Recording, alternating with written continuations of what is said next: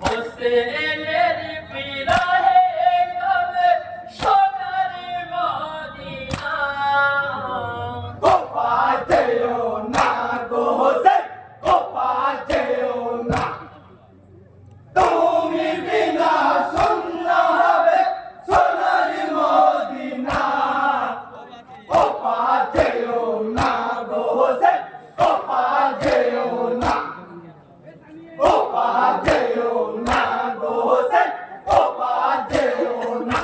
দোহাই ধীরে ধীরে চলে নিমন গোপাল রসিতার পথ ভুলিয়া পৌঁছাইলেন মরু কারবালা